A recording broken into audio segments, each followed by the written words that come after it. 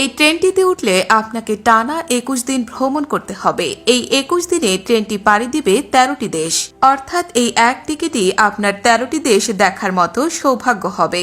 দীর্ঘ এই যাত্রায় ট্রেনটি পেরোবে মোট ১৮,৭৫৫ কিলোমিটার পথ, আর এটি পৃথিবীর দীর্ঘতম ট্রেন সফর। ট্রেন যাত্রা শুরু হবে পর্তুগালের আলগার্ভে থেকে। সেখান থেকে ইউরোপের ঐতিহাসিক শহর হয়ে সাইবেরিয়ার বরফের বিস্তৃত ভূমিতে পৌঁছাবে সেটি।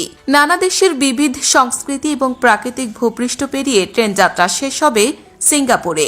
দীর্ঘ এই পথে প্যারিস, মস্কো, বেইজিং এবং ব্যাংককের মতো জনপ্রিয় ভ্রমণ স্থল পড়বে, আর প্রত্যেক জায়গাতেই প্রাণ ভরে বেড়াতে পারবেন পর্যটকরা।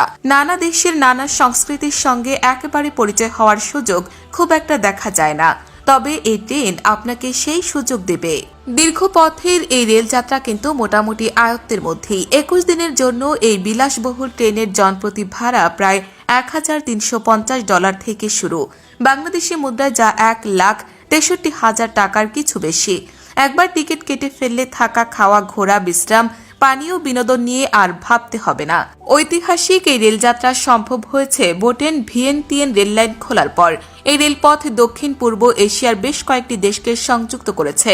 এই সংযোজনের ফলে ইউরোপ এবং এশিয়ার মধ্যে নিরবিচ্ছিন্ন ভ্রমণের পথ প্রশস্ত হয়েছে।